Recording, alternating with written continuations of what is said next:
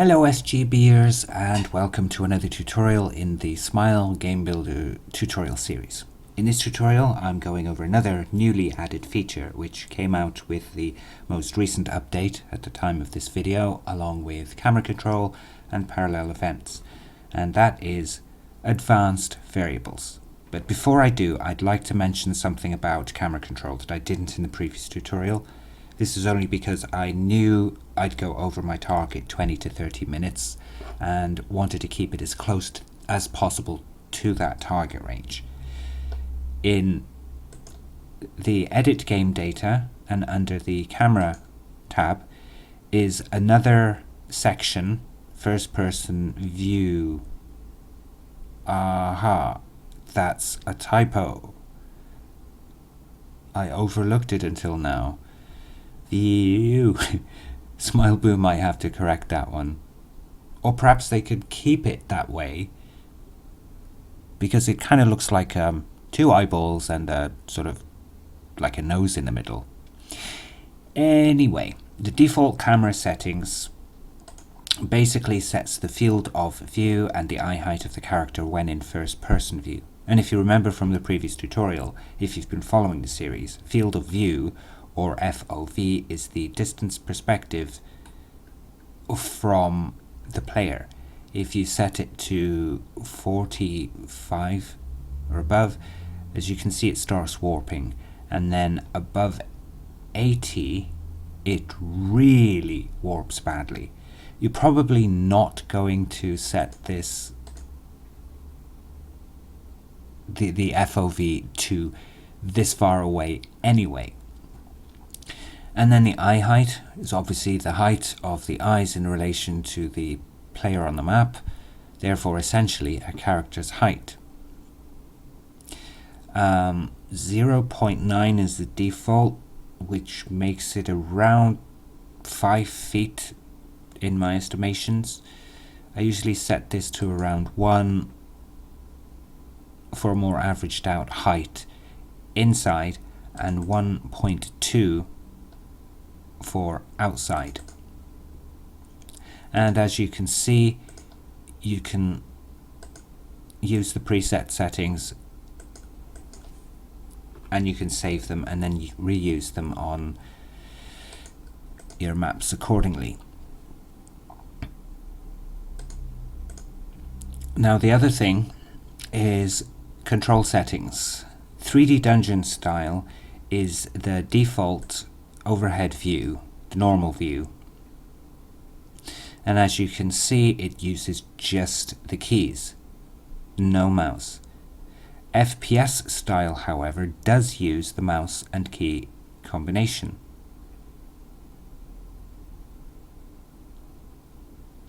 This setting applies to all instances of the first person views, or whether the viewpoint is set in the map settings or if the B key is pressed to switch to first person view. So if, for instance, we go into the map settings and we change this to the first person view, it'll automatically default to the mouse keypad, the mouse key press, and we haven't set it up on the other maps either.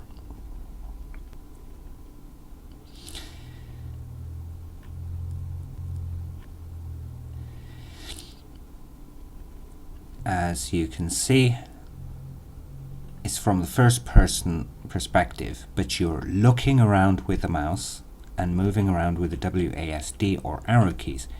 It's kind of in the style of Skyrim and other MMOs which do this. I do really like this.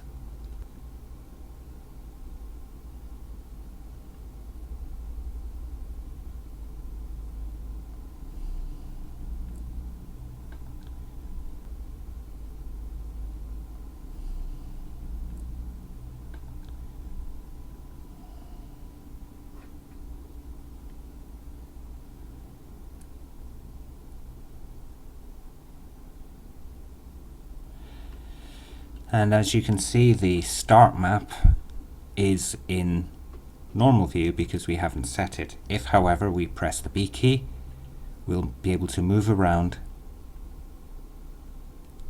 with the mouse and the keys combination, like so. One of the things I don't like about this is that you actually lose the mouse cursor completely. If you press the F5, which is the debug, you'll regain control of the mouse and you can change all of the settings accordingly.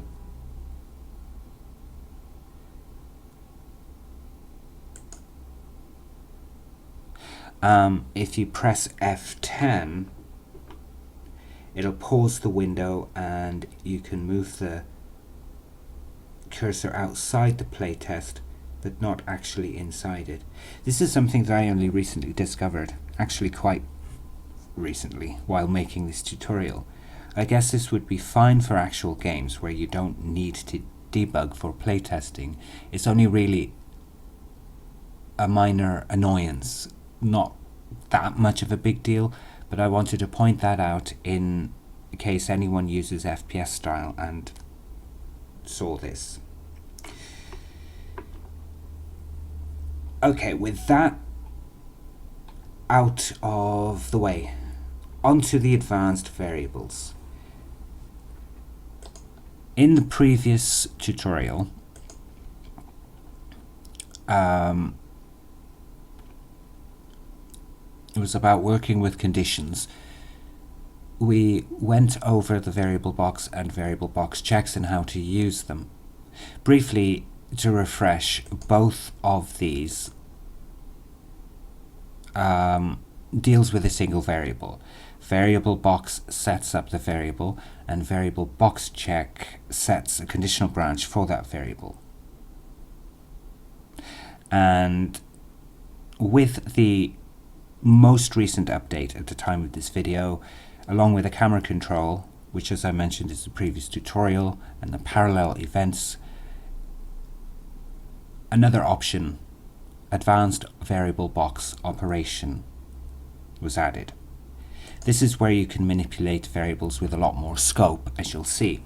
You can use this as a substitute to set up single variables, but I'd recommend still using variable box on occasion to do that. Now bear in mind I'm still kind of finding my way around this, so I'll only go through what I've actually tried and learned, and then we'll return to this at some point in the future.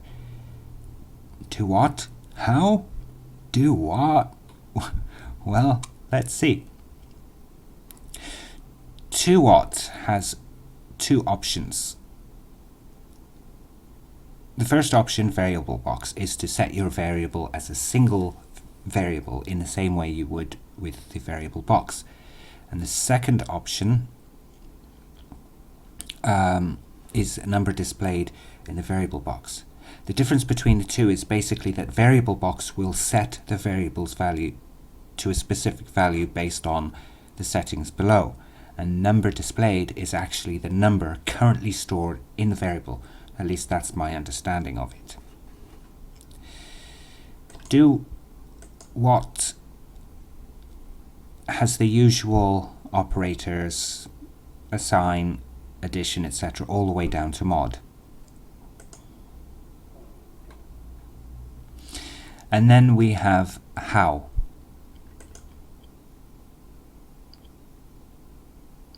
Now that this gives you the kind of data that you want to store into a variable. As you can see, there are quite a few options. I've only played around with probably 2/3 of them. So let's go through them briefly, at least with the ones I've tried thoroughly, and they're pretty self-explanatory anyway. Here you can manipulate the values between variables, something you can't do in the normal variable box command. You can also assign a fixed value. That's exactly the same as the variable box. You can also assign a random number, but this time you have a range. So you could set a random number between 3 and 9 or 15, for instance. The numbers are inclusive. And in the variable box, you could assign one variable to another variable as a backup, or you could display the number of the current number that variable box contains into another variable.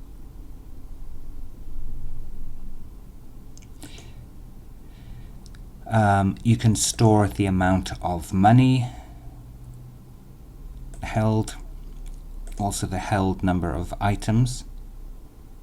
So what we would do is we could then add a conditional branch that would say, in this case, random, and then when 6 medicinal herbs or above is held, then process the events under yes, and if not, then under no. That's then the next one is character information. You can choose which characters information you want to procure, and then, as you can see, you can store different settings, level, HP, all the way down to XP. Very useful to have.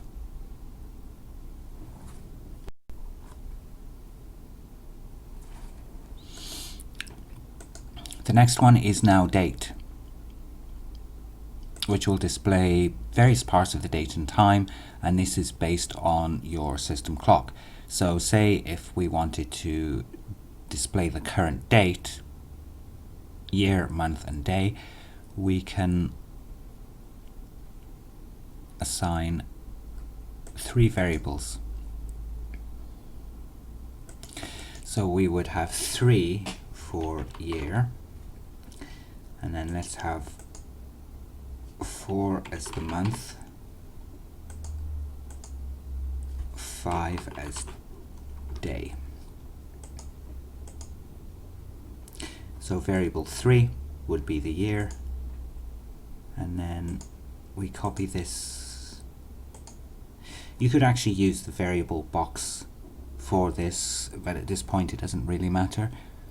This is where I said you can use this particular one basically superseding the variable box, but I prefer, to be honest, I prefer to use the variable box for certain other things. And then we want the month set to month, and we paste it once more, this time with the day. Oh, what have we done? Okay, cut that. And so we have the year, the month, and the day. So then we can add a message box, which we can type in the following. Variable, it would be 3.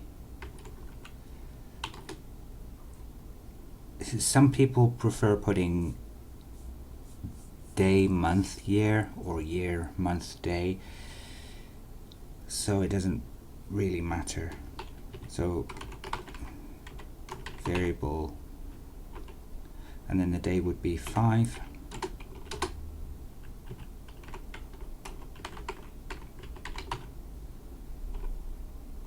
and that would be 4. This is another new feature they've implemented for parsing variables within the message boxes. It came with the update for the advanced variables. Previously, you couldn't actually do this, but for those familiar with RPG Maker, it's exactly the same as the vSwitch to display variables in messages. So this will output as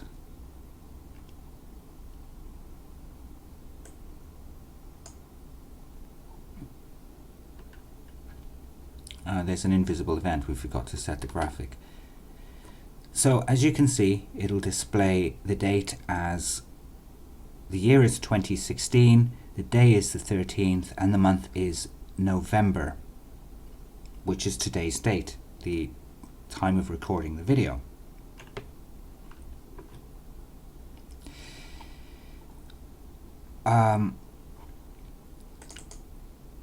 We can also go in and use day of the week.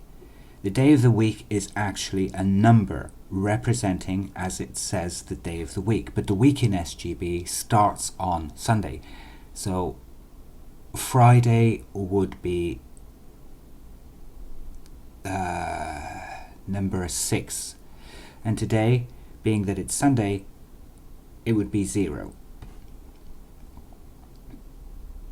So when you go and play test it again, it won't actually show that today is Sunday, it'll show that today is 0.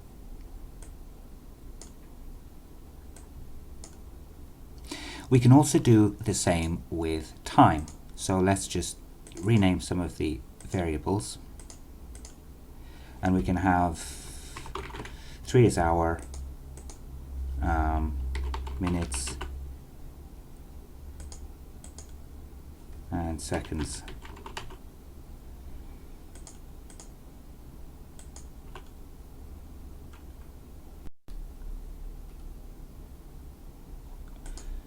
Like so.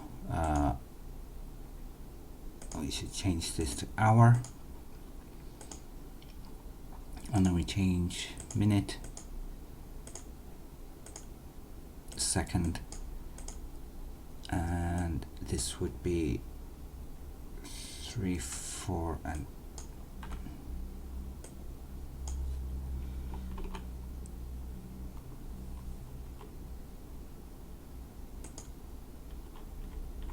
like so.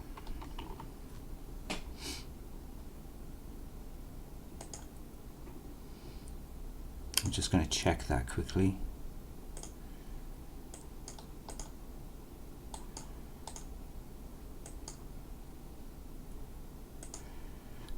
Oh, we should give this a graphic.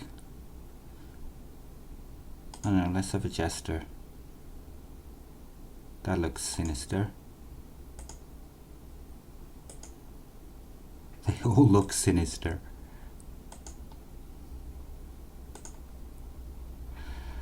Okay, so when we playtest it,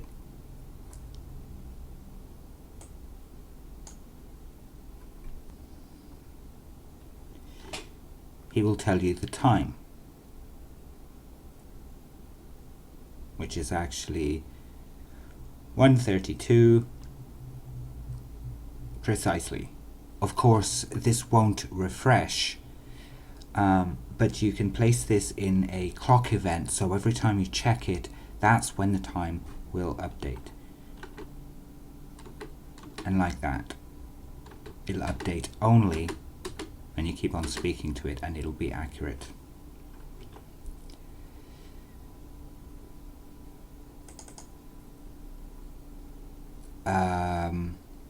You can of course change the time by using variable box to using variable box to add or subtract values. As an example,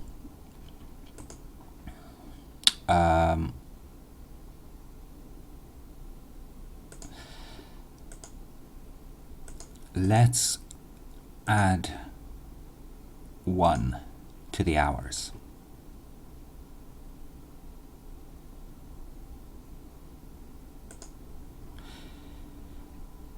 And play test it once more.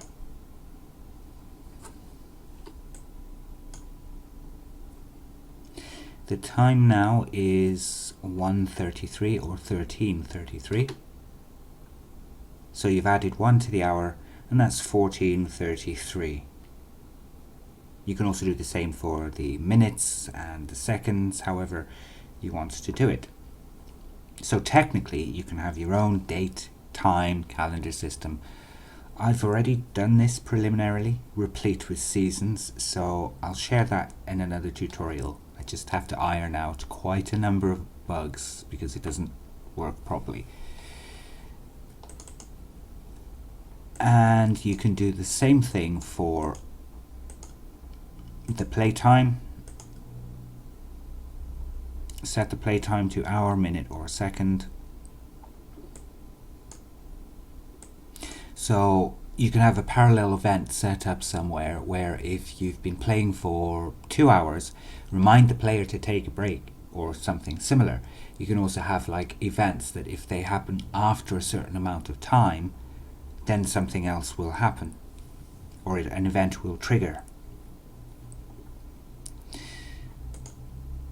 Then we have the map X and Y size. Self-explanatory, stores the map size, but remember that it starts at 0, 0.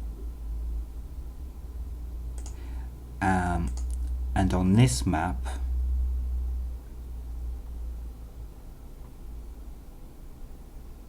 in this case, the map will start at 10, 11, but when you go to the top left-hand corner of the map, it's 0, 0. And the bottom right in this case would be 29, 29.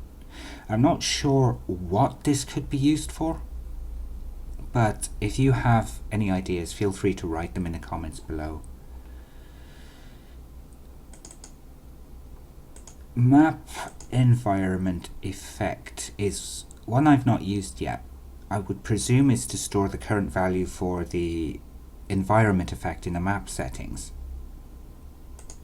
like so, and then presumably you can store it and recall it later, like for adverse weather effects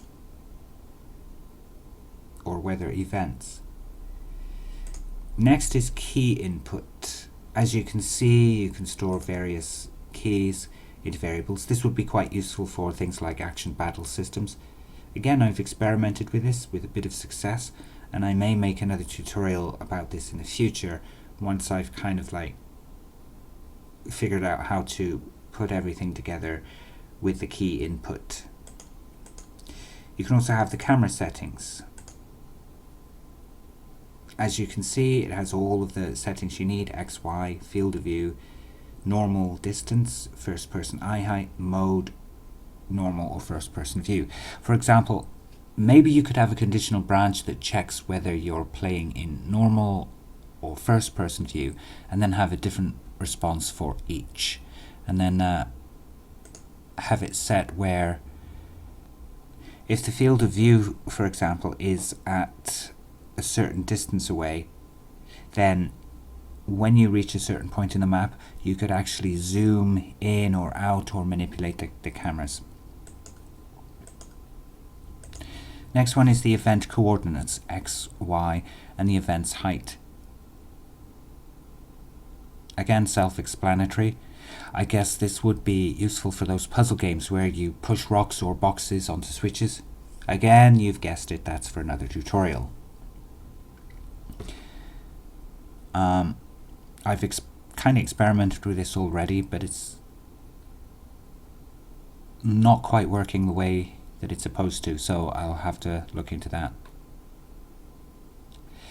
And then we have player X coordinates and height. Something could happen if the player is at X, Y coordinates, such as discovering a hidden treasure, or if the player is at a certain height, then it could trigger another event. And it looks like we've reached the 20-minute mark, so that's it for another tutorial. This tutorial was intended just as an overview for the advanced variables, but we will definitely revisit it at some time in the future, because I will be using the advanced variables a lot more for different things. As always, comment any suggestions for future tutorials or any ideas you might like for things you'd like me to cover. Like or subscribe for new tutorials. Visit me on Twitter, Facebook, or the blog. And that's it for now. Thanks for watching. Until the next time.